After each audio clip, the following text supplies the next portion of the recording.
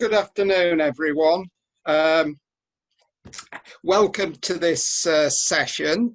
I'm going to kick off things this afternoon by providing a bit of a context, and I'm going to use slides. So I'm just going to set that up.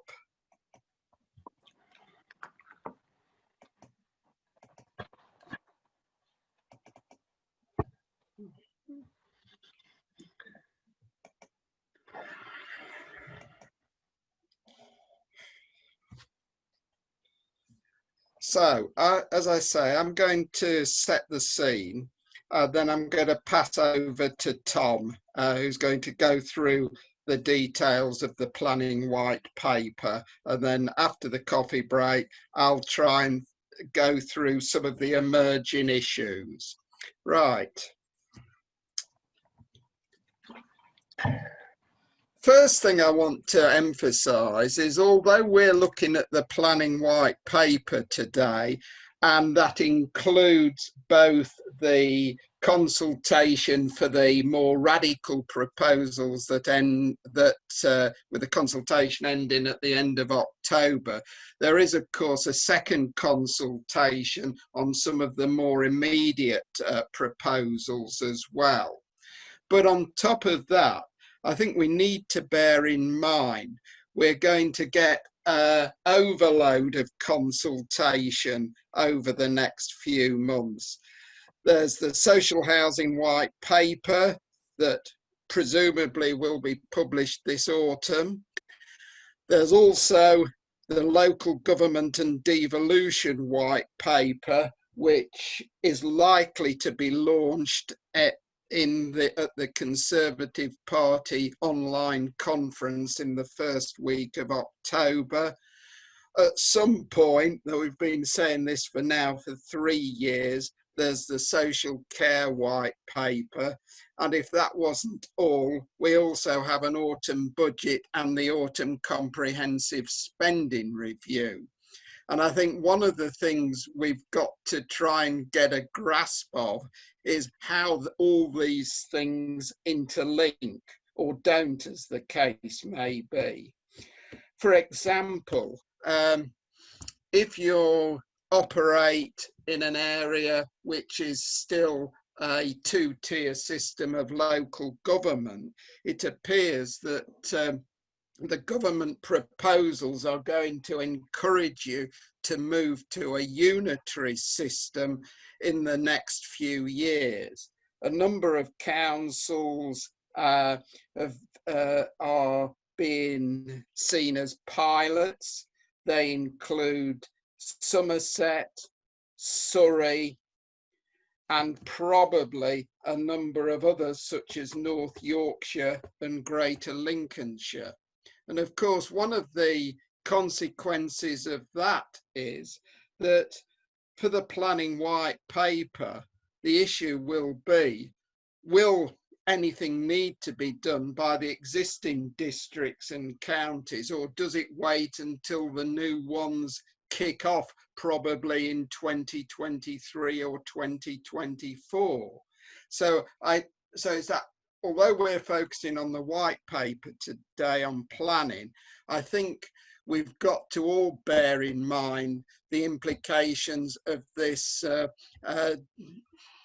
huge number of announcements that are coming our way over the next couple of months or so. So,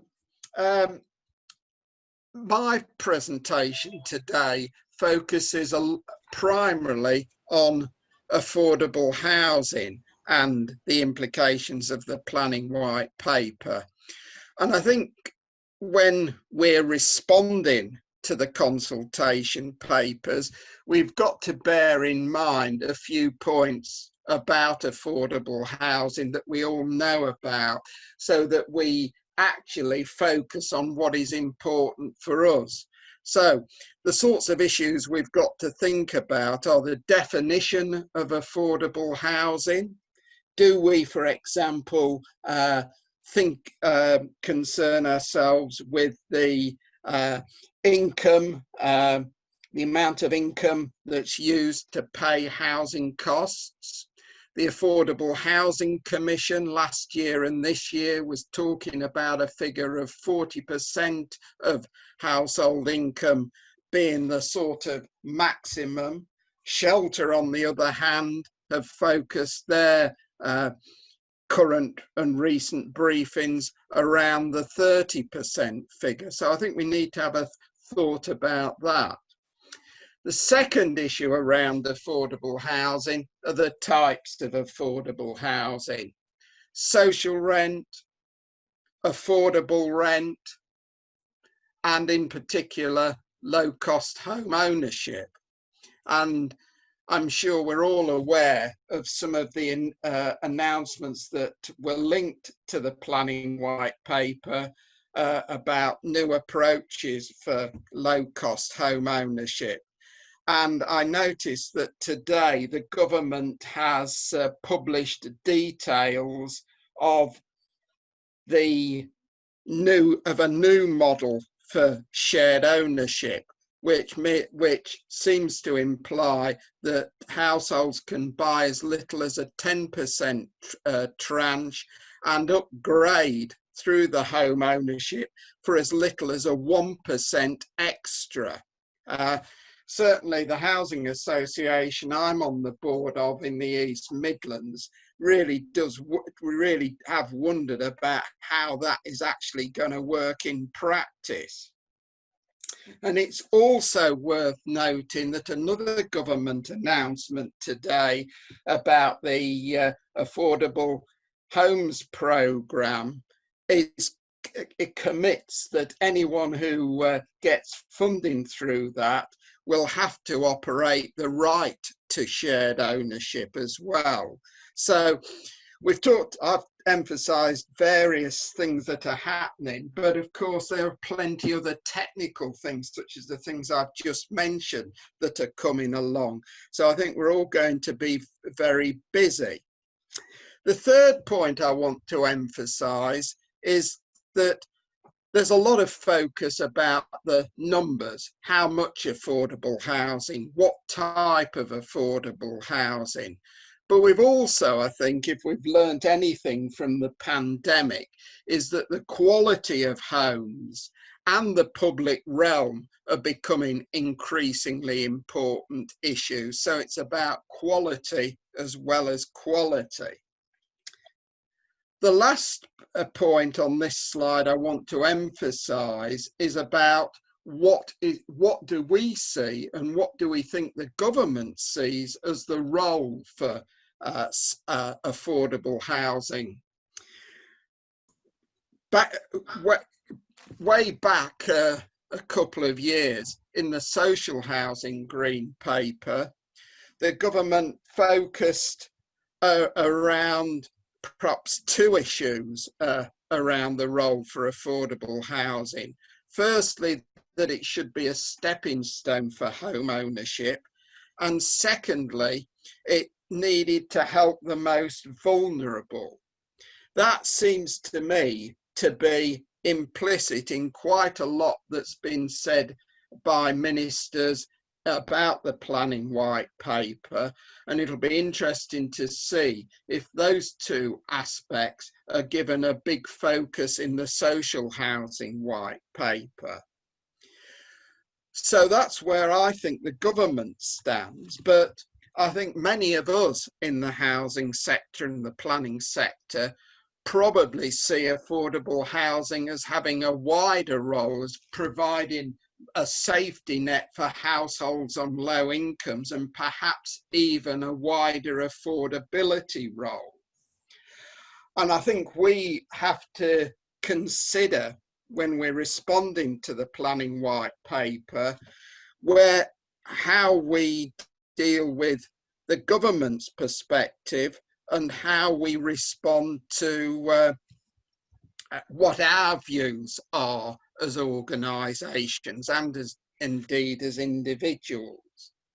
The final point I want to make before I hand over to Tom is that the impact of the planning white paper will be different depending on the type of delivery models that you're using for affordable housing.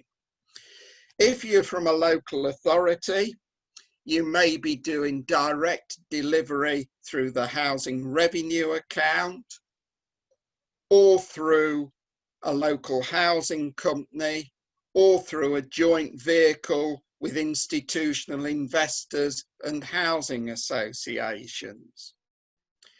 If you're a housing association, clearly today's announcement about the Affordable Homes Programme is important, though you might also be a housing association that is a strategic partner with Homes England.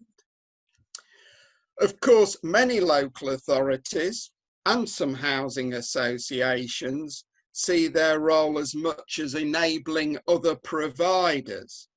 And I think it's the enabling role that is particularly sensitive in relation to the planning white paper and the issue of section 106 agreements or planning agreements. So the point I want to make is that how you respond, or how we respond to the planning white paper regards affordable housing, depends in part of what delivery models and what roles you have in delivering affordable housing. So that's all I want to say in setting the scene. So I'll pass over now to Tom. Hello, right. Hopefully everybody can hear me okay. Thank you, Tim. That's a good introduction. I'm going to try and walk you through over the next kind of 45 minutes or so what the white paper is and what it actually says. We are in an unfortunate kind of position at the moment, as Tim's pointed out, in terms of the sheer amount of guidance and potential policy and indeed changes to the law that are that we're faced with, and this has sort of started well pre-COVID really, with a look at the permitted development regime, and then there have been various changes that have been made, particularly in relation to use classes and changes of use, but also in the way that committees can be held virtually, and other changes in relation to the planning inspectorate, for example. So it's very difficult to get your head around everything and how it all interlaces, as Tim said earlier. And one of the annoying things that always seems to happen with these things is that the government likes to do its consultation when everyone's on holiday. So if, like me, the consultation paper came out the day before you went on your 2-week summer break, then you have my every sympathy.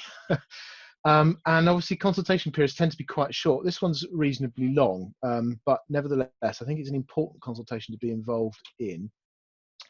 So what is the white paper and why do we have it? What does it say? What should we do and what does it mean? Well, Tim will come back and cover largely the last bullet point in terms of what does it mean. And in terms of what we should do, well, my view, and I try not to be too scathing about these things, but my view is that it is really important that as many people as possible respond to this consultation. Quite whether it will make any difference at all is anybody's guess. And I'll come on to that in a bit. So the white paper, well, what do they say? Well, Boris Johnson and others within the government have been talking about planning as being the major problem for quite some time now, and references to jet engines and gene editing, but that being constrained by our outdated and ineffective planning system, I think is a fairly good signpost as to where we're going. And again, thanks to our planning system, we've nowhere near enough homes in the right places. And I think it won't surprise many of you, there seems to be, the blame seems to be pointed fairly and squarely at the planning system in terms of housing delivery, despite the fact that if you look at the various graphs that have been produced, which all basically show the same thing, that since the war, only in a couple of occasions have we got anywhere near building the amount of housing that's required in this country. And essentially that was only at a time when council housing was being built, and at every other time since then, there has been a deficit in housing supply, if that is, you believe the housing needs figures are true and accurate. And again, we might come on to that a bit later. And actually, the market, the private sector, has pretty much consistently delivered the same proportion of housing throughout. It's just that the local authority delivery of housing was obviously changed massively during the Thatcher years. So we're talking about radical reform unlike anything we've ever seen since the Second World War. A whole new planning system for England, and it's important to note, obviously, this is England and not Wales or Scotland. Simpler, clearer, and quicker to navigate, results in weeks and months rather than years and decades. Well, again, we'll definitely come on to that a bit later. That gives us the homes we need in the places we want to live at the prices we can afford. And again, some of those are interesting points when you sort of look back once I've finished going through the white paper.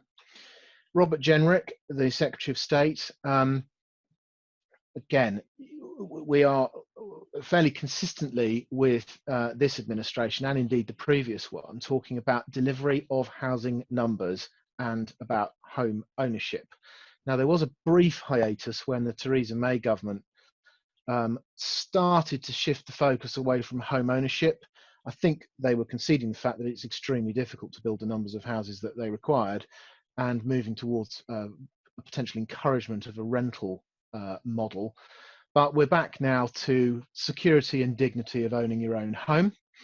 And again, simpler, faster and more predictable system. Cutting red tape but not standards, and we'll definitely come on to that a bit later. This is, again, one of these interesting things about this government and previous governments, drawing inspiration from the idea of design codes and pattern books that built Bath, Belgravia and Bourneville. Now, when you think about some of the legislation that's come through and some of the guidance that's come through in the last, say, 10 years or so, I think it's fair to say a lot of it, if you close your eyes and think about a chocolate box Cotswold village somewhere, that tends to be what people are thinking about when they're legislating, and that doesn't help with the delivery of affordable housing. And actually, when you think about some of the things such as localism and assets of community value, it doesn't even really work when you think about your typical sort of rural villages that communities were up in arms about and needing protecting.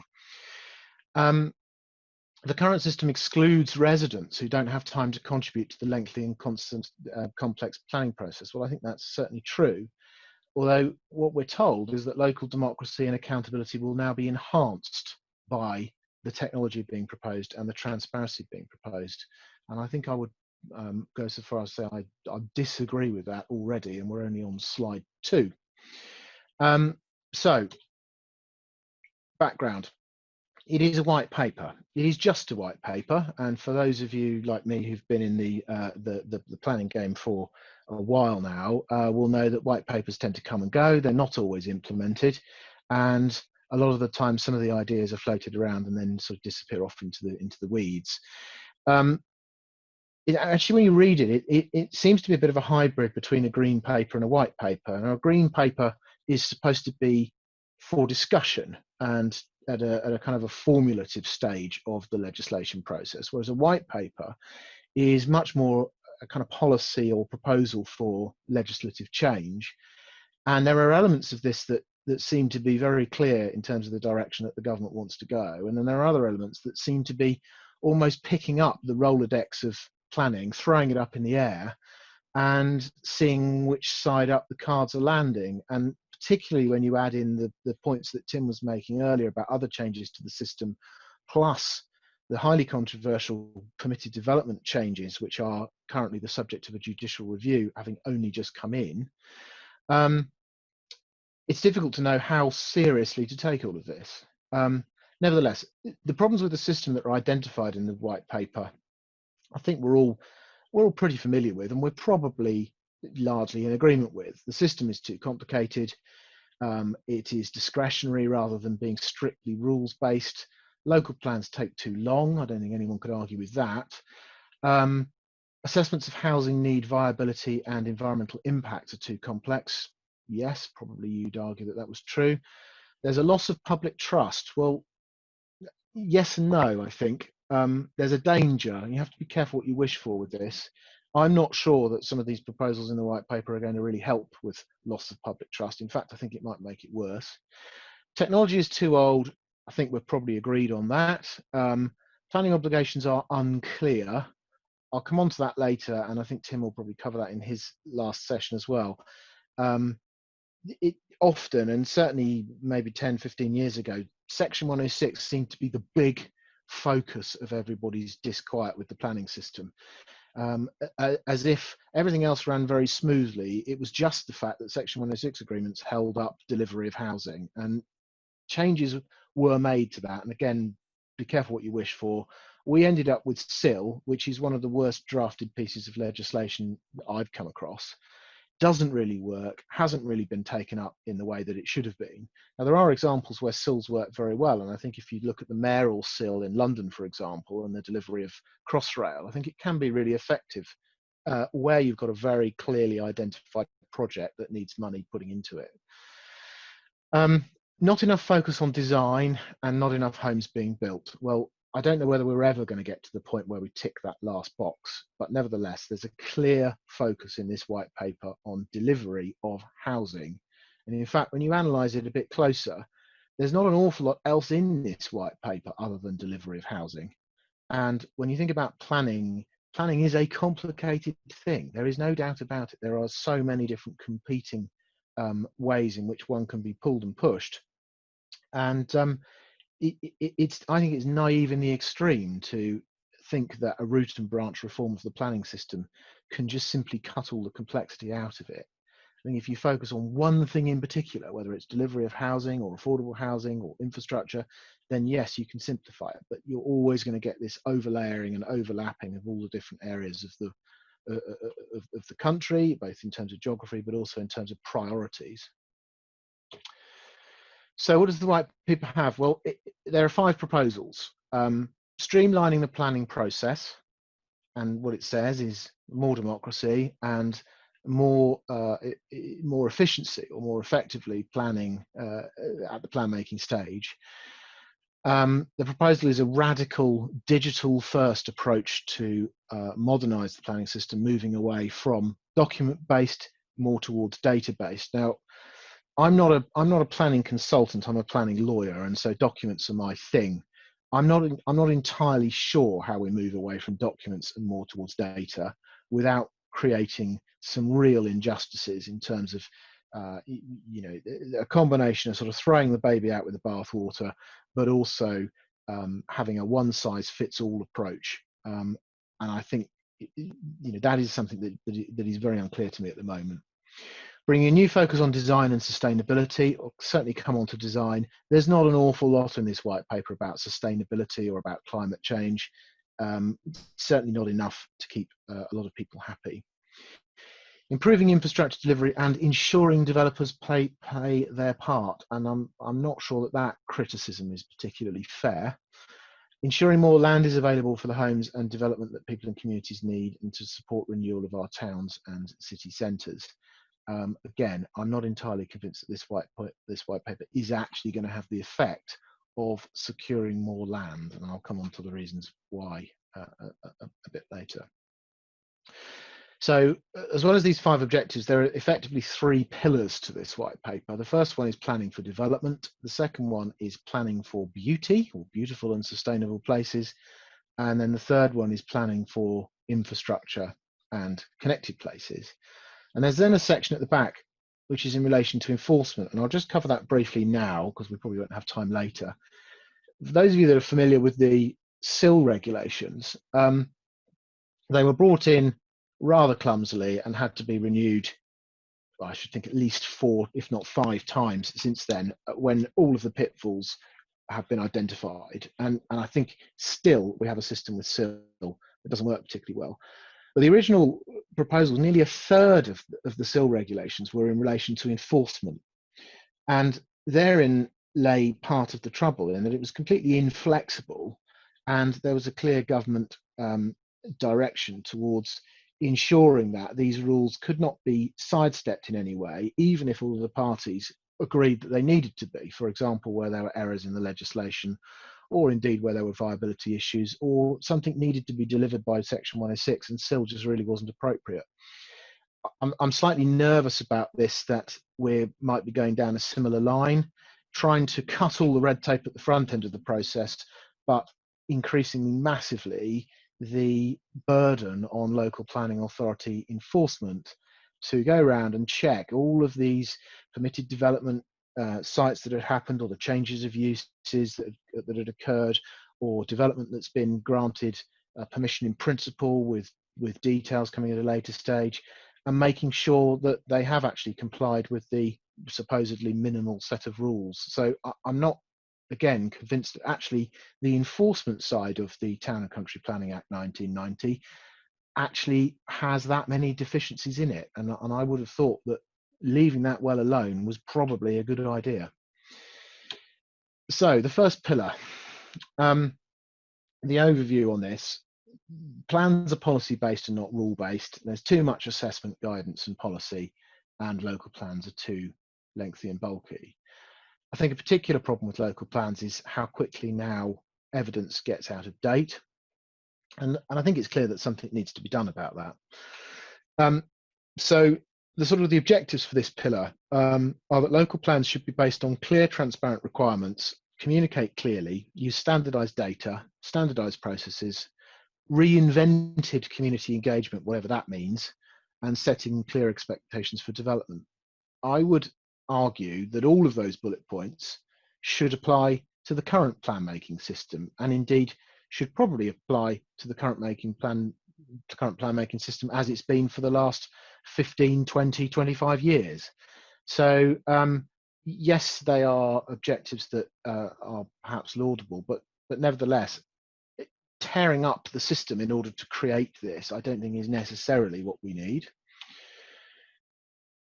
The major change is about zoning, and I'm sure Tim will talk about this later. And for those of you that are on the delivery side of things, this is going to be a fundamental change if it comes in.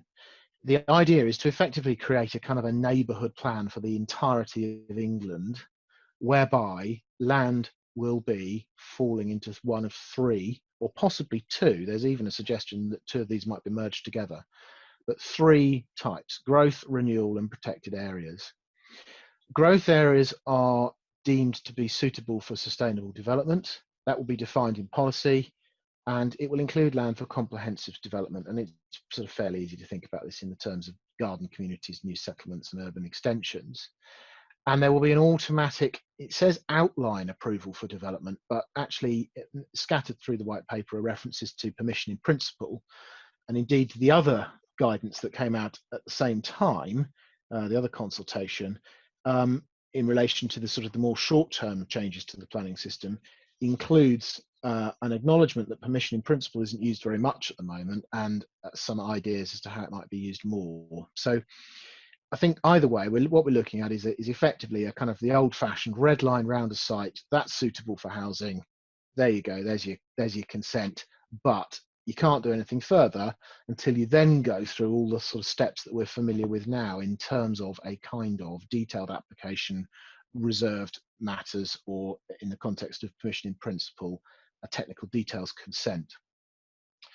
The second area, or the second zone, if you like, will be a renewal zone. So an area suitable for development, likely to be existing built areas, and including kind of infill, but also town centre regeneration and development in rural areas that isn't identified as growth or protected. And here there will be a statutory presumption in favour of development for uses that are then identified to be suitable in each area. And then protected areas, which I think on the face of it might actually afford more protection akin to sort of greenbelt protection to other areas other than just greenbelt. So AONBs, conservation areas, local wildlife sites, flood risk areas, and important areas of green space. There are 2 or 3 nods within the white paper to back garden development, and that's clearly something that the current administration feel will be a vote winner. So that's in there, and also areas of open countryside. So even if you just look at that slide and you think, what we're trying to do is we're trying to speed up the local plan making system, the way we're going to do that is to tear the whole thing up and narrow down land into 3 distinct zones. I don't think anyone on this call could possibly say that that is going to be an easy and quick process. I think it's going to be highly controversial, and certainly the part of the world where I am, which is East Anglia, protected areas are going to be extremely important to local planning authorities. And if you take somewhere like Cambridge and its surrounds, how on earth are you going to zone a city like Cambridge into anything other than protected areas? It's a massively historical city with very little brownfield regeneration sites, surrounded by a donut of greenbelt. So that's the suggestion. Other proposed policies. National scale development management policies, and I think there might be a bit of sense in this, and an altered role for local plans, i.e. focusing mostly on design. Local plans having a single statutory sustainable development test, replacing existing tests of soundness, and standard methodology in relation to housing requirement figures. And again, the other consultation that's come out at the same time deals with standard methodology. I've said growth areas will automatically be granted outline consent, and also automatic approvals for pre-established development types, I think like schools and hospitals, etc. So decision making is hoped to be faster and more certain, with firm deadlines and greater use of digital technology. Local plans need to be visual and map-based, standardized, and based on latest digital technology, based on a new template. Now, some of the areas on that slide, I think we could probably all agree are pretty sensible. I think some of it doesn't marry up very well with what we've just seen on the previous slides. There's going to be a statutory timetable for plan making. And again, this, bearing in mind we're trying to carve up the whole country into 3 zones, I think it seems to me to be impossible. And there'll be sanctions for failure. Nevertheless, not a bad idea in isolation. Why not put the pressure, but also the resources onto local planning authorities and insist that local plans take no longer than 30 months if there's an existing local plan, or 42 months if there isn't one. The other interesting thing is neighbourhood planning is to be retained, but with a more focused content, apparently. That could marry into local planning in point 8 above. But it might even come down to individual street level neighbourhood planning. And again, I cannot possibly see the logic in that, or how that's going to speed up things or make things more certain. And a stronger emphasis on build out through planning. And again, those of you that are on the delivery side of things, this has been signposted before. We're talking about avoiding large sites being carved up into phases and then sat on and built out one phase at a time. There will be a statutory requirement that land is sold under those circumstances, so that there are multiple outlets on all sites. Not a concept, I think, that fits very well with a kind of a conservative attitude to life, and I think there'll be a lot of pushback on that. But potentially that could help support SMEs and registered providers, and could potentially lead to faster delivery, although market saturation is obviously an important point. So pillar 2. Planning for beautiful and sustainable places. This is in a way new and in a way not new, and in a way it's an area that I don't have an awful lot to do with in terms of design codes and things, but there's a focus here on creation of beautiful places, and I think somebody has got to, the senior people at Whitehall and indeed in government, and complained about the quality, particularly of design, of some of the building that's been going on over the last 10 years or so. And here is also where the mention is to climate change and greenhouse gas emissions down to net zero by 2050. Not just about beautiful buildings though, but about gardens and parks and other green spaces in between. And there's numerous references to engaging communities, with net gains for the quality of our built and national environment, not just no net harm. This point about engagement and the point about where in the system people engage, I think is quite troubling.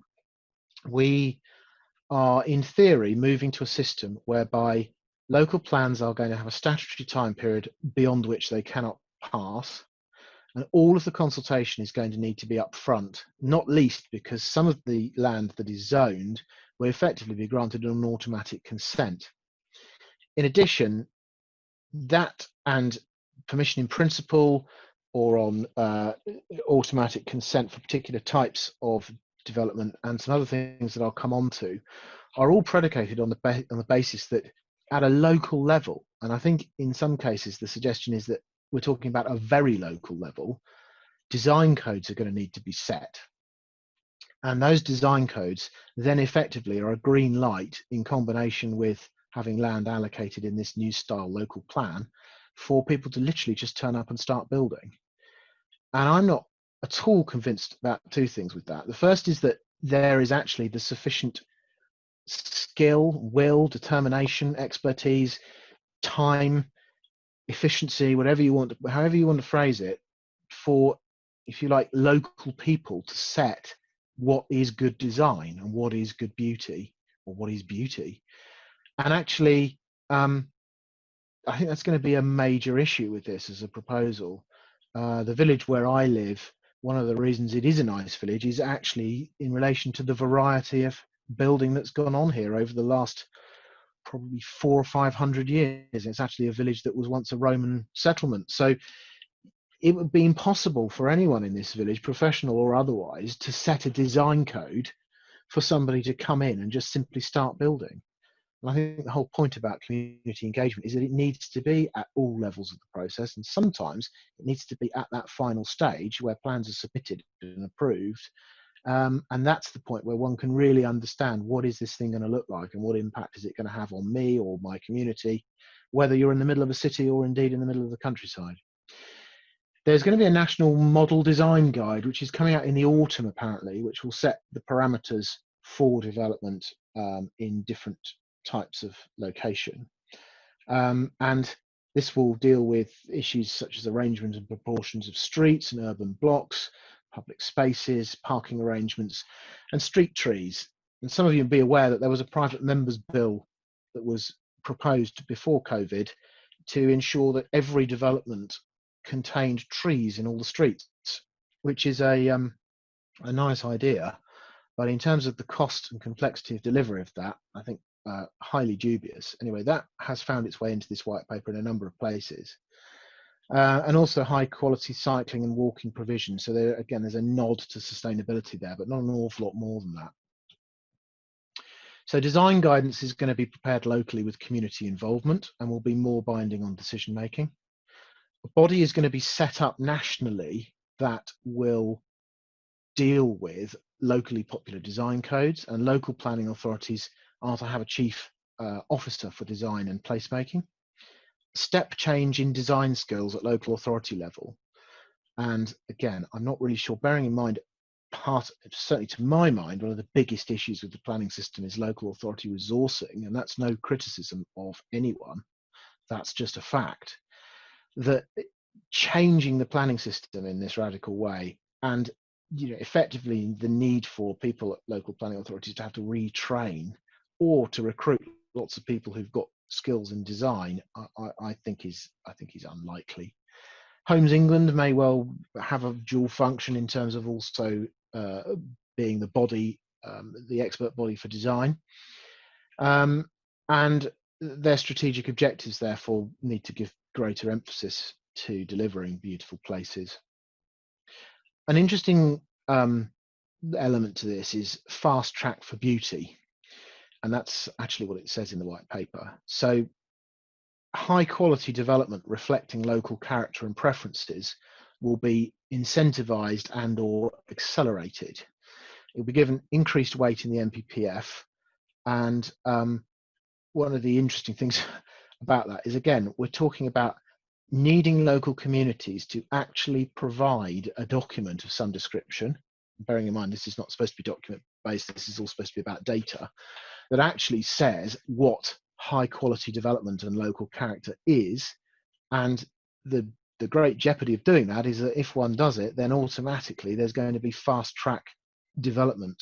Now that may or may not work. And again, I think if you hark back to a Cotswold type village where there's a very clear local vernacular, then maybe that can work and maybe that will work well. But I think in a lot of places in this country, particularly urban areas, it would be very difficult to point to local character and what constitutes high quality development without enormous documents being produced, taking a huge amount of time and resources. Growth areas, the master plans and codes need to be in place at permission in principle stage. And the hint there is that actually the emphasis on that, therefore, is going to be for local planning authorities to decide what the design codes are at that stage in the process. And I can't believe for a minute that that is going to work, or that's really what people have in mind. Most of the large and very large sites that I work on, that just simply wouldn't speed things up at all. And I remain very skeptical about that as a concept. And then an interesting one, which I think could work, in renewal areas, so in other words, effectively thinking about this sort of the urban areas, there'll be a permitted development which will allow replicable popular development. In other words, sort of pattern book type developments. And again, a link to neighbourhood planning here. If you can produce a neighbourhood plan, and within that you can have a pattern book of development where you can say, if you build a house exactly like that, you can crack on without the need for planning consent, then potentially that could work. But there are so many other elements to planning other than design that I'm just not convinced that that is going to work. Continuing with beautiful and sustainable places, so the second pillar, the NPPF will be altered, and it's going to be altered in lots of different ways, in playing a heavier role in mitigating and adapting to climate change.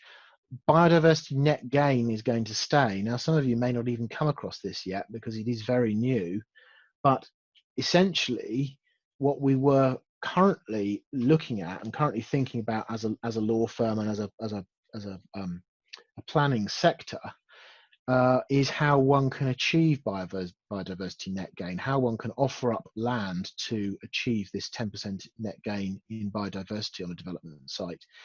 And the simplest way that we could think of dealing with that was actually through Section 106. It's the perfect model in terms of it is a document, it's statutory, it's binding on the land.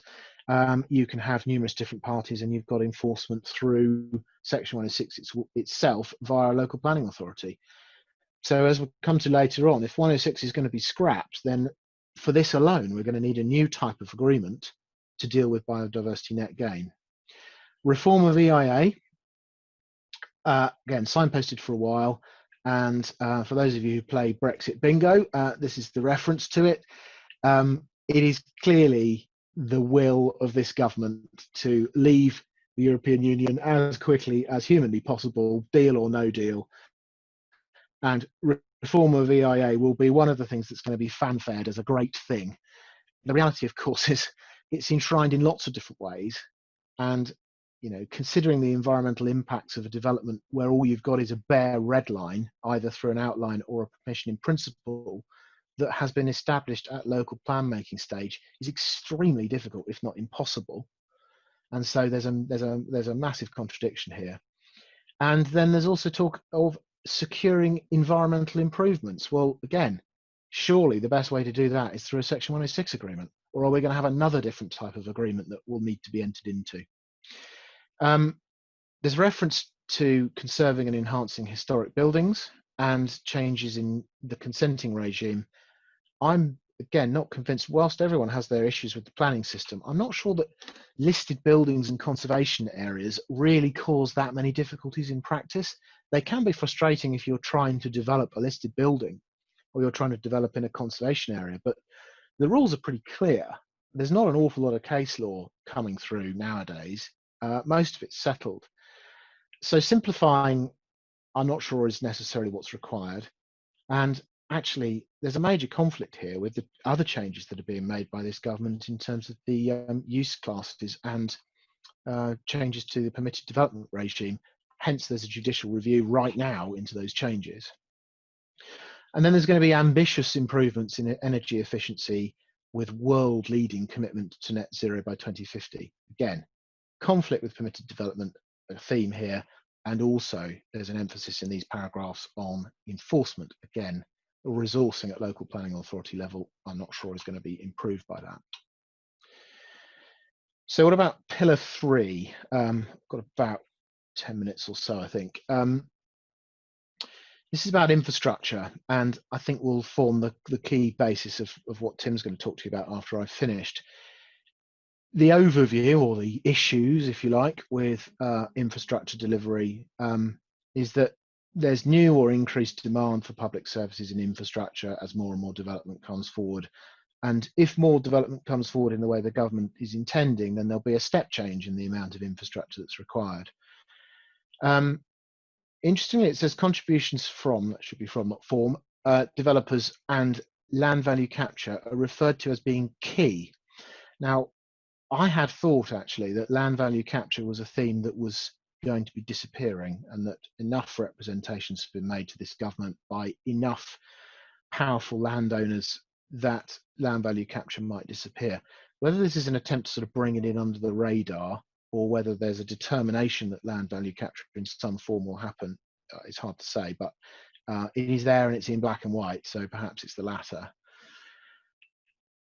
£7 billion worth of contributions were provided from Section 106 in 2018-2019, and more than half of that was in relation to affordable housing. It doesn't actually make it clear whether that's cash or on-site delivery. I think the majority of that is on-site delivery. But Section 106 is deemed to be uncertain and opaque, along with viability. And again, I think what the government could do is rein back from an awful lot of this stuff and perhaps focus on the uncertainty surrounding viability and add a bit of certainty into Section 106. That's perfectly easy to achieve, and you know, if those of you can hark back to, or even actually it's happening now, you know, there are various contributions that are argued about ad infinitum, things like library contributions and monitoring contributions, the right level of education contributions that need to be provided, and all of that could be sorted out with some relatively firm guidance on it, take a lot of the uncertainty away. 80% of local planning authorities feel that Section 106 creates delay. I've put an exclamation mark there. I act for a lot of local planning authorities as well as developers, and you know, I think it's a bit much to quote that statistic back at us. I think we all know that Section 106 is a delay in the system. I think actually, if one's fair, a lot of that delay comes from resourcing at local planning authority level, and again could be relatively easily fixed if there were sufficient officers on the ground, if the drafting of legal agreements was outsourced, for example, where there are resourcing issues, and so on. And apparently then it's a barrier to entry for SMEs. The sort of sister paper to this, the sister consultation, is looking at the possibility of having 40 or 50 units being delivered before any kind of Section 106 obligation kicks in. Again, I think those of you who deliver affordable housing, particularly in rural areas, might throw your hands up in horror at that. But it's fair to say that some developments that we work on at the smaller end of the scale are heavily influenced by Section 106, and therefore that might be a good thing. I think on the other hand, in lots of rural areas, a lot of the Section 106 contributions and affordable housing contributions come from the smaller sites. Flat rate and non-negotiable was welcomed by both local planning authorities and developers alike. Again, exclamation mark. If you look at the take-up of SIL, you look at the commentary on SIL, and you look at how often the SIL regulations have to be changed, I think that's a bit much to go that far. So the reforms need to be responsive to local needs and ensure a fairer contribution for local communities. So there is a link here to the local nature of this, and I think that is a direct conflict with what's being proposed. It needs to be transparent so that it's clear. Again, I think there's a conflict there. Simplified and removing delay. Buoyant, so that when prices go up, benefits are shared, and when prices go down, there's no need to renegotiate agreements. I'm not sure that that happens an awful lot in practice anyway. And again, I think there is an issue with land value capture. A lot of institutional landowners and a lot of landowners generally, it's a once in a lifetime thing, developing out your farm.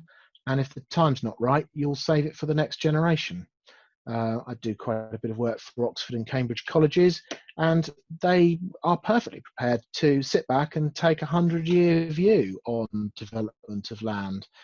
And I'm not sure that this is going to particularly help them make quick decisions on development. Capture a greater proportion of land value uplift and use it to enhance infrastructure. And then needing to take into account CGT and things like that could be an important source of infrastructure funding, but needs to be balanced against risks to viability. So there's a lot that this has to cover. And a lot of those things aren't necessarily problems in the first place. So the proposal is that there is a consolidated infrastructure levy. Now that's not going to be called SIL at the moment. I think it's called IL because there's no first letter in this acronym. There'll be a fixed proportion of development value that needs to be payable above a certain threshold. It's going to be nationally set rates. And again, how does that tie in with what's required on the ground? And how does that tie in with local expectations? Section 106 and SIL will be scrapped completely. Although, as I've alluded to already, actually Section 106, and it even says so in the white paper itself, is still going to be needed for a lot of things. And it certainly is going to be needed when we come on to affordable housing, which I'll cover briefly, and then Tim will go on to in more detail.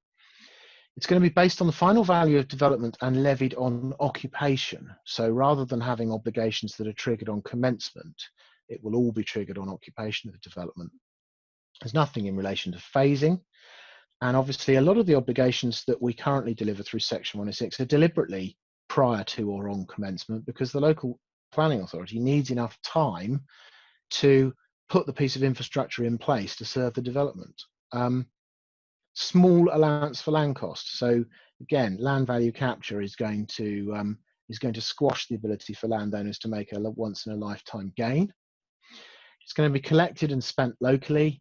And also it's going to be levied across all use classes. So it should be better at capturing increases in land value. That may be true, but administering it across small changes in use classes through the permitted development regime, for example, I think will be extremely difficult.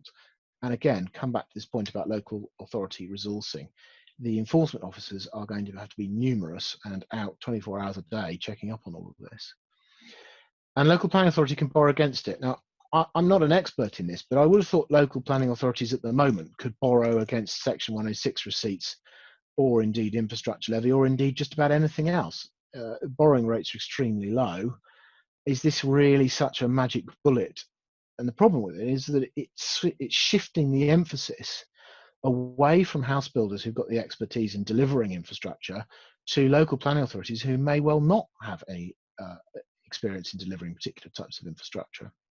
The idea with this levy, by the way, is that it will include provision of healthcare facilities, for example, whereas at the moment Section 106 only does that relatively sparingly. So what about the main event? Just to sort of summarize, I suppose, how's it going to deliver affordable housing? Well, half of all affordable housing is currently delivered through Section 106 agreements, and I think probably pretty efficiently.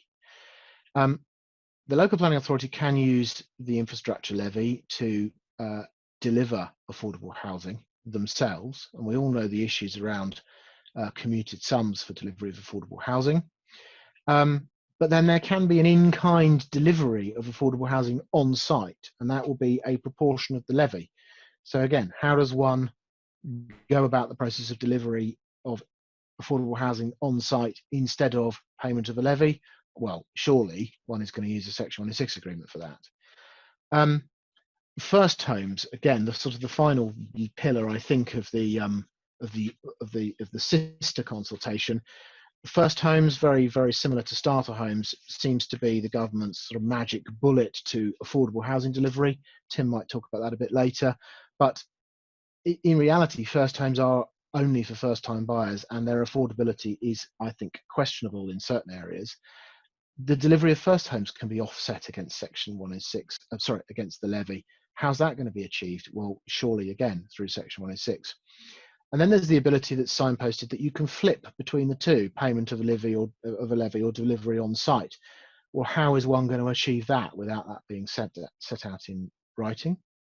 The government's going to be providing standardised agreements for that provision. Again, surely that's a Section 106 agreement by any other name.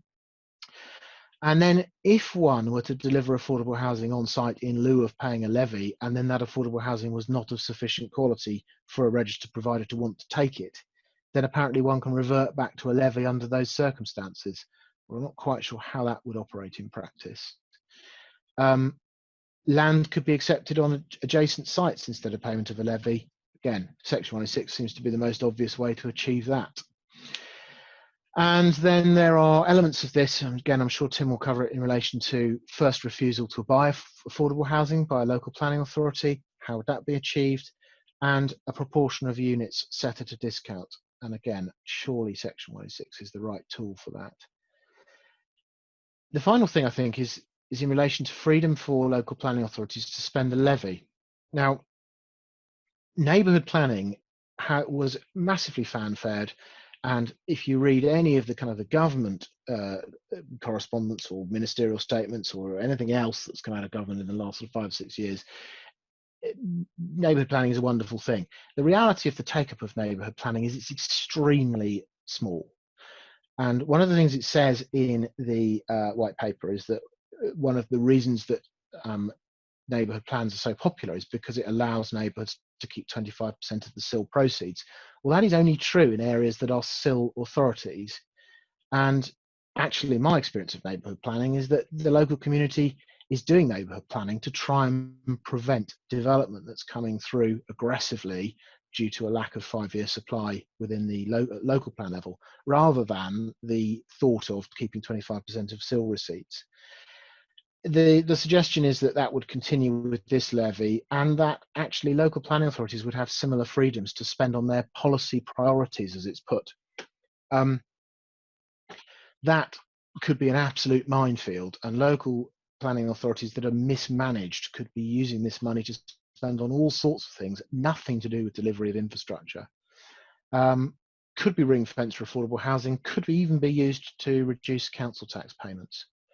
The final point, and my biggest problem with this third pillar, is delivery of on-site infrastructure. The government seems to have completely forgotten what the majority of Section 106 agreements, certainly that I negotiate, actually are there to achieve, which is certainty of delivery of on-site infrastructure for all parties concerned, including the local community. The local community wants to know that the school, the doctor's surgery, the parks, the tree-lined streets, whatever else it might be, is going to be delivered, and when. And Section 106 is the way that that is achieved. Now, it might take a long time to negotiate that, but it shouldn't do. And actually, earlier, people turning their minds to Section 106 earlier in the planning process would help greatly speed it up. A levy that's simply paid across to a local planning authority, to me, is going to have serious implications on on-site delivery and shift a huge amount of emphasis onto the local planning authority for delivery of either on-site or indeed off-site infrastructure in the locality. So that's the end of my bit. I'm sorry that was a bit of a canter through, but there is a lot to cover. We're going to have some questions at the end, and after a short break, I think Tim will then look at probably in particular the third pillar and what the actual implications are for delivery of affordable housing. So, and I want to first of all raise some issues with you about how we respond to the consultation papers. As Tom said, it's actually a white paper, and that's interesting itself because over the last 4 or 5 months, there was talk of it being a discussion paper or a green paper, but it's come out as a white paper, which used to mean, as Tom pointed out, that the direction of travel is set, but I'm not so sure it is, as again Tom pointed out. The other thing that I think is very clear from Tom's session this afternoon is that the devil's going to be in the detail, whether it be design codes or the national levy. So I think there'll be much more discussion down the line around technical details of both of these sorts of things. And that raises, I think, an important question that we all have to mull over is, do we, in our response to the white paper, play by the government's rules? Or do we actually start saying some fundamentally different things, like, should we be actually saying to the government that actually what we need for affordable housing is bigger subsidies in the form of bricks and mortar and less reliance on personal welfare subsidies? Personally, I have a lot of respect for people who say we really need greater bricks and mortar subsidies, but I realise that the government is not going to listen to such things. So we also have to think about the politics of the Conservative Party, because if we are concerned, seriously concerned in some cases about some of the changes, it's a question of who we lobby. Certainly from what's happening in parts of the East Midlands, there appears to be a lot of Conservative district councils whose leaders, whose cabinet members for housing and planning are very unhappy about the proposal. And it might be that we have to indulge in the world of politics to get our views known. I think it's also important to bear in mind that, as Tom pointed out, some of the things in the white paper, some of the issues that are raised by the government, such as the length of time to get a local plan approved, the number of pages in a local plan. I came across one recently which was 350 pages. There's a lot to be said for some of the comments, but we also have to start thinking about why we're consulting, why we're responding. From a personal perspective, I'm a planner by background. I've worked as an academic and I'm on the board of a housing association. So I could put together three quite different perspectives in terms of responding. But I think organisationally, we need to start from the issue of what's the strategic aims for affordable housing and the vision for affordable housing in each of our organisations. Okay, I now want to move on a bit to the affordable housing and the planning tweaks, as I call it, which is the second consultation paper. Firstly, I think it's really important to highlight that a strand of the current government's thinking is the focus on low-cost home ownership schemes, especially the new vehicle in town, First Homes, which I had in this slide said at the expense of shared ownership, but having seen the couple of shared ownership announcements today, I'm not convinced about that. A second point about the second consultation is the focus, if you're in a rural area and use rural exception sites to deliver affordable housing, is the idea of a First Homes exception site policy, which clearly could be at the expense of other forms of affordable housing. And what I think is very evident in much of the government's statements is that there's little mention of affordable rent and social rent. And as Tom picked up, one of the measures that certainly for the housing association I'm on a board of is this proposal to raise the threshold for contributions to Section 106, including affordable housing, from 10 units to 40 or 50 units for a so-called temporary period of 18 months. We know in the East Midlands that that's started to lead to large house builders starting to look for sites of less than 40 or 50 units. Now that's quite a big change in the East Midlands, and certainly housing associations will get outbid for sites of that size if large house builders really do go down that road. There's also a mention in this second consultation paper on the uplifting of housing targets in what are called housing pressure areas, which are primarily London and the southeast. But there's a lack of detail on the implications for the amount of affordable housing. So not only have we got to think about the planning white paper, we've got to think about this second consultation paper, which has an end date for consultation of the beginning of October. Okay, let's move on to planning agreements. Now, I'm not going to go into the detail that Tom has already covered, but as you can, I think, appreciate, it's a minefield.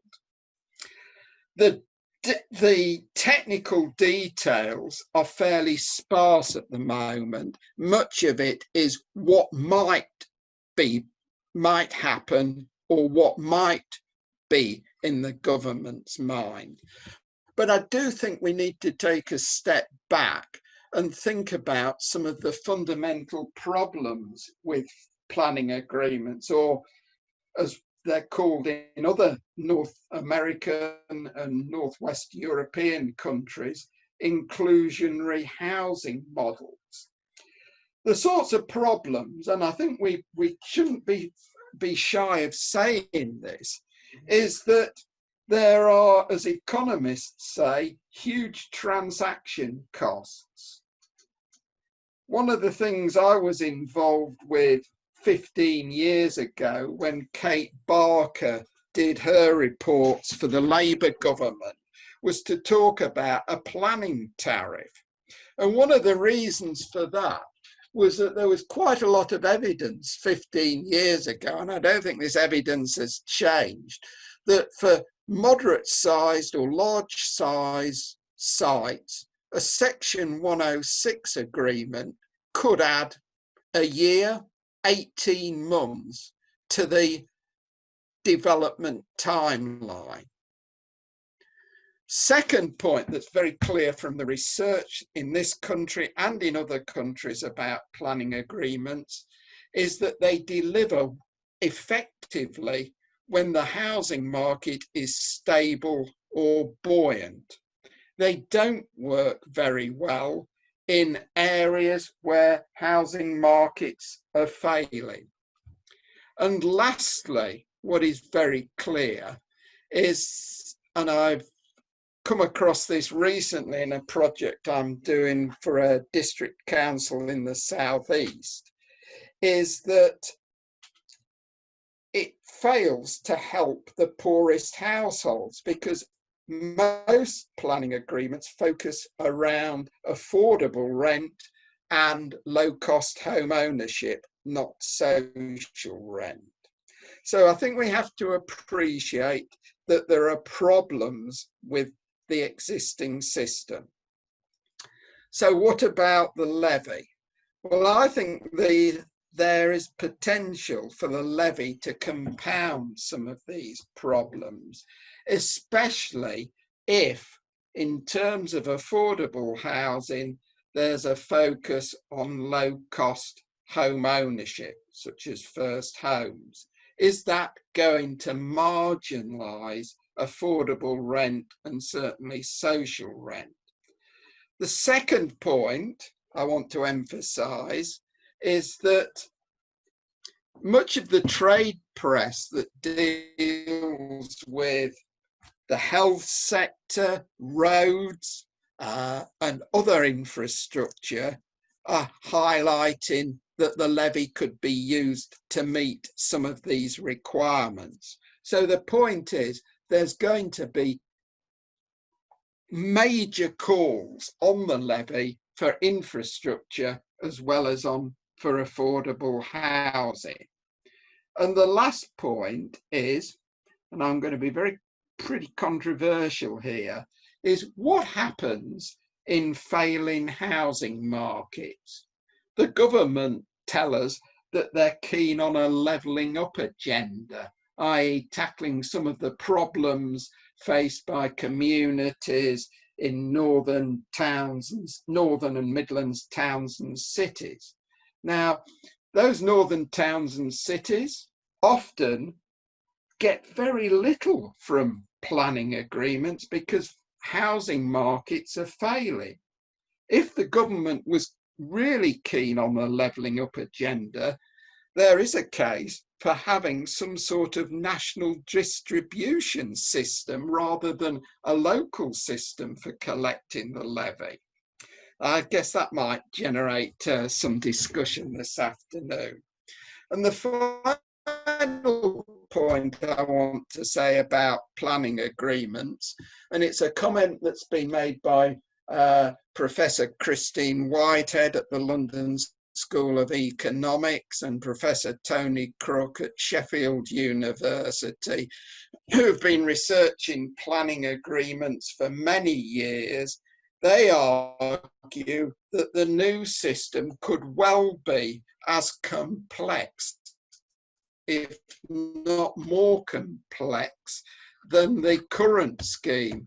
So I'm of the opinion, I guess, though my views on this do have wavered over the last month, is that sometimes it's better the devil you know than the one that you don't know. Okay, so where does this leave us with affordable housing delivery? I would argue that in some cases, the planning white paper and the accompanying consultations will only have a marginal impact, and there are a number of points I want to make about this. Given that it takes on average 5 to 7 years to, even on small medium sites, to go from an idea build out, for most of us, I would argue that for the next 2 or 3 years, most of the affordable housing that's going to be delivered is already well in the pipeline. Changes are really going to take effect in the medium and long term. If you're an organisation that does direct delivery, you've got access to land, dreams, you've got the skills, and you have the paper and tweaks, more quick tweaks. Aren't going to have that much if the August speaker from the London Borough of Enfield rather argued this point, that it has a marginal impact because we've already got some big sites, brownfield sites that are being delivered. We've got all sorts of agreements in place with developers. We've got the land, we've got the funding identified, we're building up the skills level, and we have delivery vehicles. Again, if your role is an enabling role and you've got land, you've got funding to support other providers and skills. Again, the planning white paper is not perhaps as significant as other discussion papers and white papers like the local government one. Also, if you are an organisation that doesn't use planning agreements that much and you rely on land that you purchase or land that you've already have access to, either that you own or you've got options to purchase, the white paper might not be significant. But the one thing that's come over to me quite forcefully in talking to the Director of Development at the Housing Association I'm on the board with, even though we're a strategic partner with Homes England and have moved away from planning agreements to purchasing land, even so, a third of our affordable housing output, which about 400 to 500 units a year, is still through planning agreements. Also, the affordable, the planning white paper in relation to affordable housing won't be so much an issue if you're not involved in rural areas. Tom made the point that much of the development in rural areas for affordable housing is on those sites of between 10 and 40, 50 units. If those are going to not be affected by the national levy, there's a fundamental problem. The other thing that we haven't actually talked about is that hidden in the white paper and in other consultations that are going on, there is the issue of nationally significant infrastructure projects. Some of these are things like high density housing development at railway stations on lines into London. They're likely to be developed through the planning regime linked to the national significant infrastructure projects, which have even less local involvement and control because they're going to be led by National Infrastructure Agency. So if you're a housing association involved in those, and it's a major plank of your development programme, the planning white paper won't be that significant. However, for many organisations, affordable housing delivery through the planning white paper has serious negative implications. Firstly, if you don't own land and you're involved, say, as a housing association in buying land, and I'm also aware that a number of local authorities who've used up their general fund land and their HRA land banks are now buying land, is that it's going to become a much more competitive market, especially for these sites of between 10 and 40 or 50 units. And I think there's a real danger that housing associations and local authorities will be priced out the market. Certainly in the East Midlands, housing association I'm involved with have just lost a potential site because we've been outbid by a large house builder. Secondly, if you're reliant on planning agreements, including commuted sums, the new levy for affordable housing is going to create uncertainty, and that will slow down the pace of development. Also, it's very unclear where we are with social rent in terms of the planning white paper and planning agreements. Ditto with rural affordable housing. And lastly, comes back to my points about northern towns and cities, where affordable housing, given the government's model for estate regeneration, is that it's very difficult to see how in places like Burnley, Blackburn, how estate regeneration is going to happen from a funding point of view. Yes, they can be designated as a brownfield location, but as we all know with local plans, allocating areas for a particular use there's a big difference between that and actually getting things done on the ground. So overall, I'd argue that the views on the housing on the planning white paper will depend on what your strategy and what your targets are for affordable housing. So let me move on. I'm not going to talk much about the planning perspective, but I do want to highlight one point that is very important in terms of the planning response. As a planner, I sometimes worry that the planning profession, and I guess I've been guilty of this in the past, hark back to some mythical era when planning was wonderful. Actually, I'm not sure that's the case. And one of the things I would argue is that we do need some changes to the planning system. The principles go back now over 70 years. And the way the system was developed in the 1947 Town and Country Planning Act hasn't changed that much, but we're now in the 2020s.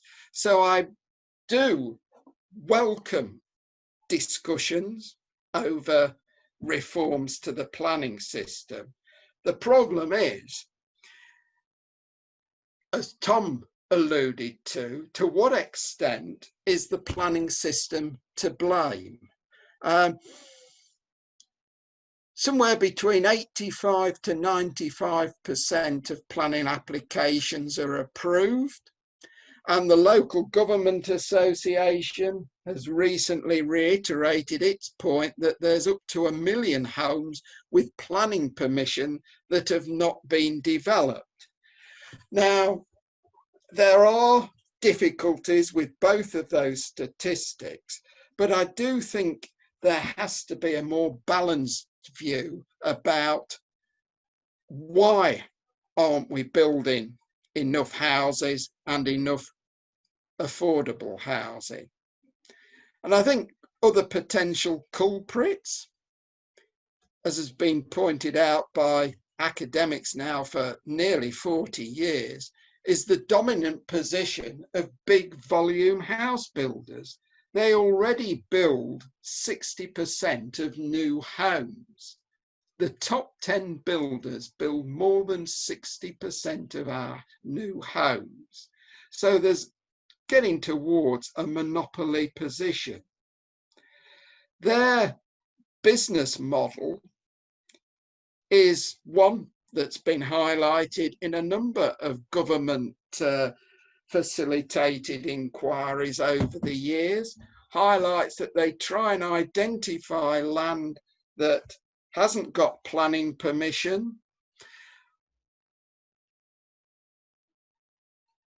then try and get planning permission, and then try and build out at the top point of the market, bearing in mind the issue of market absorption rates. As a former government minister said in his inquiry into this, the Letwin inquiry, one of the problems is the business model of large house builders. And that links to the wider issue of land markets and the need for land value capture. We've tried to do that a number of times over the last 70 years, and we've never been very successful. Now, again, it comes back to these other potential culprits. Should it be part of our approach in responding to the government that we start highlighting these sort of issues, or do we want to play by the government's rules? Okay, let me move on again. One of the issues about the white paper is the uncertainty over when changes, assuming these changes take place. I would say from a government perspective that councils won't be implementing what will be a new planning act until or around 2024. What is much more important in the shorter term is the associated changes, thresholds for affordable housing, the use of first homes. That could come into effect as early as April next year. Of course, one of the implications of making fundamental changes is that they won't come into effect until the second half of this decade. But we do have a general election due in late 2024. And I've certainly heard Labour politicians at a national level saying one of the first things they would do if this proposals went ahead would be to review them and rethink them. Now that just leads to even more uncertainty. And one of the things we do know from looking at the history of planning and development for the last 70 years is when there's proposed changes of any radical nature, it leads to a period of uncertainty with house builders, institutional investors, landowners adopting what is sometimes referred as a cautious approach. Often they will stop and wait and see what actually surfaces. But of course, there's lots of uncertainty at the moment. And I think one of the things we're all going to have to start being better at is modelling development under opportunities under risk and uncertainty. Now, I was going to end my presentation at that stage, but I do have one other thing I wanted to highlight. What I've called the elephants in the room. I unfortunately wasn't on holiday on the 6th of August when the white paper came out, and I spent most of that day reading it. And I thought about lunchtime, have I woken up in a parallel universe? There's hardly any mention whatsoever about austerity. Part of the issue that we've highlighted today is the capacity of planning departments. Well, one of the things that the Royal Town Planning Institute have highlighted is that the budgets of planning departments in local authorities over the last decade have been cut by over 55%. Now, is it small wonder that it's taken a long time to get planning agreements signed off? We've also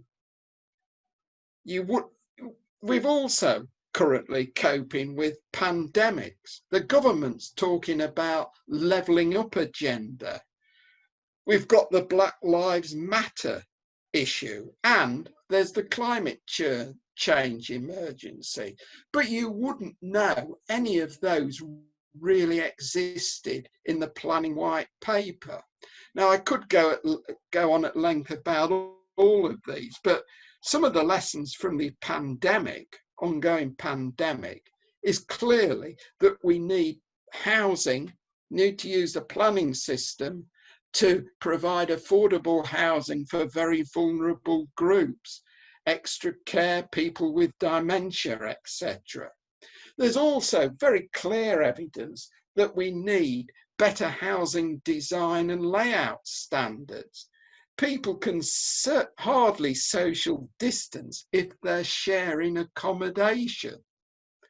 We've also had this important focus on green spaces and the design of the public realm.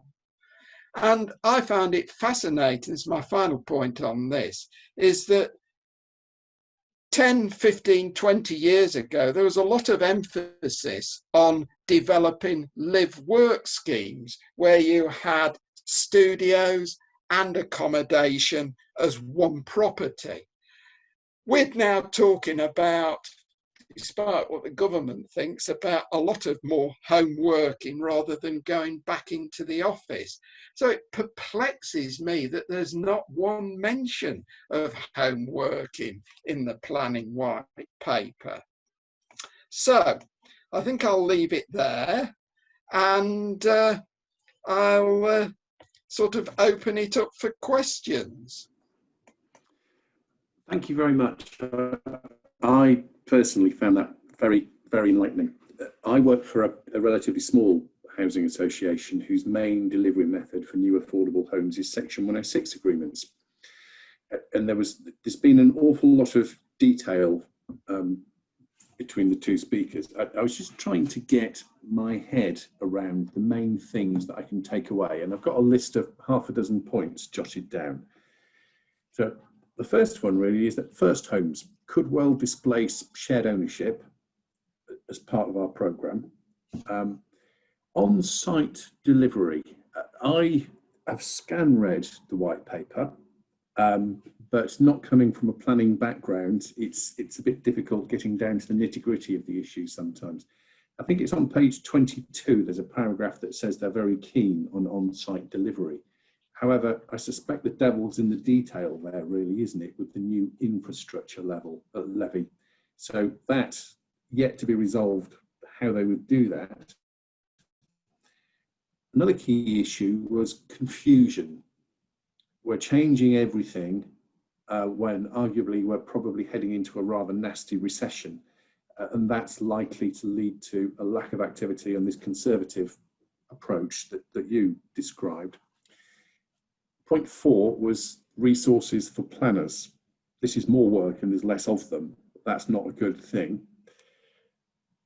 5 was the threshold for affordable units. This was the separate consultation document, increasing that to 40 units. Now we're putting our best foot forwards and trying to start securing land on the open market because we don't want to be too reliant on Section 106 agreements. But this, like you say, is going to lead to nothing but increased competition for that sector of the market we're heading at. And that the final big takeaway I got was it's very light on environmental issues. I think the government are probably quite aware of the fact that economically things are looking a little bit bleak, and they kind of fudged that nasty, expensive environmental stuff. Now, is there any other huge things that you think I should take away from these two very well presented talks? Okay, I'll start. I think you've summed it up very, very eloquently there, Craig.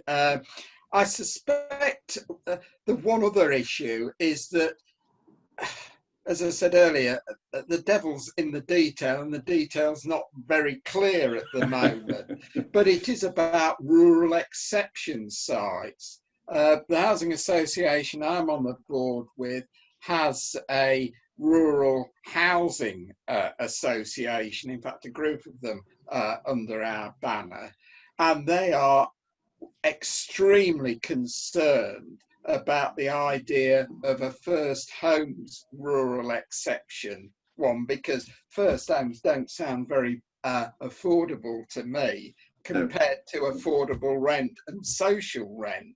Now, if rural exception sites have got to have a first go at first homes, that actually is not going to do very much for rural communities and the low wages that many people working in agriculture, forestry actually have. And I think that's the other point about that. Tom, have you got views on this? Yeah, well, I think, I mean, I suppose maybe not quite so directly related to delivery of affordable housing, but I think one of the key themes that seems to come to me is the direction of travel would appear to be actually towards more top-down planning and more planning at the very early stages of development. And I think taking away decision making from local members at local authority level, and front loading to such an extent that, yes, okay, you could end up with an outline consent for something at a very early stage, but the amount of work that's going to need to go into development to get that over the line in terms of local planning, I think again will actually favour the top 10 house builders, because they've got the resources and the skills and the expertise and the contacts and everything else to be able to cherry pick and select and promote the best sites in that way. And I, you know, we've mentioned it quite a lot that actually there are elements of the planning system that maybe are broken, but a lot of them to me seem to be relatively easy fix. And so your summary, Craig's very good. You know, on-site delivery, confusion, and resources for planners. You know, from my experience, if planning departments, and again, this is not a criticism at local planning authorities, but if planning departments could be better resourced and we could tweak some of the systems that we have in place, we all understand the process and we all know how it works. We all know how to get on and deliver housing. A lot of this is putting, you know, 5, 6, 7, 8, maybe more than that years worth of uncertainty into a system at a time when we least want it. Yeah. Okay. Thank you. Chris, have you got a comment, observation? No, I haven't. No.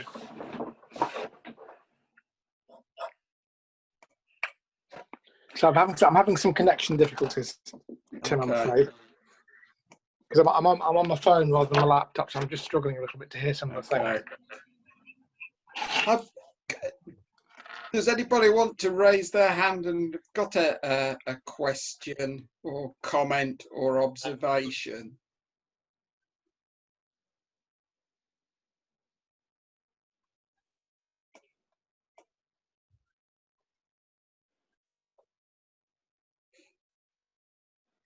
Stunned silence. I've got one further thought. Who's going to end up actually flogging this new First Homes product? I mean, is this going to be an orphan? Is it something which the house builders will avoid because actually they don't want the extra sales risk? They just want to do a deal with a housing association, and housing associations won't particularly like, because they already have their home ownership product, their shared ownership homes.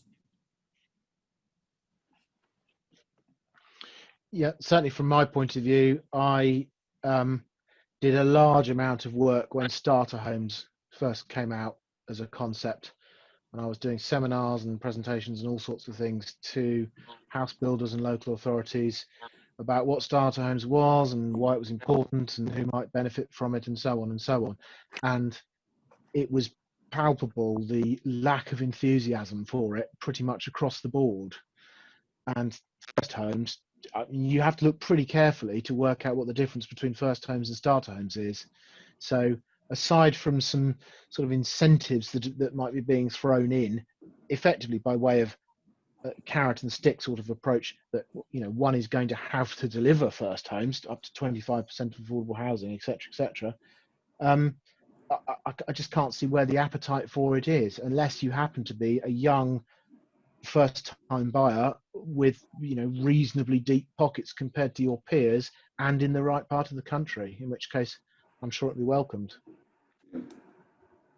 I think also I think the issues changed today because of the government's announcements around two issues. Firstly, this new model of shared ownership, where they're going to say that shared ownership could just start with just a 10% purchase, and then you can staircase up at 1%. At 1%.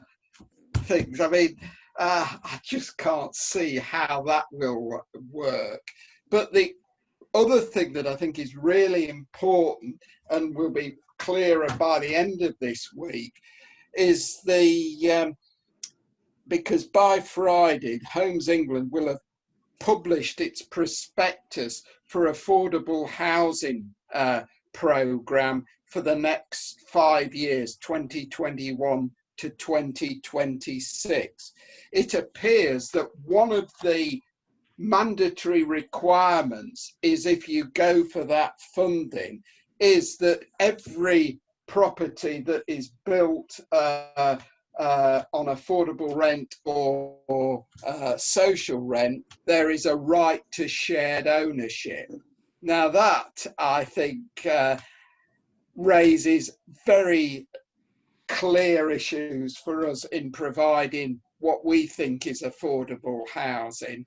But I think it does illustrate the direction of travel from the government, that they see affordable home ownership, affordable housing as being a stepping stone to home ownership. And I think that will become very clear in the social housing white paper later this autumn. And I think where that leads us is it's going to become even more challenging for us to deliver social rent and even affordable rent in the medium and longer term. Yeah, very much so. From a charging perspective, loan security, with all our rented properties disappearing out the door, turning into shared ownership, it affects the mortgage, the charging valuations. So financial uncertainty as well.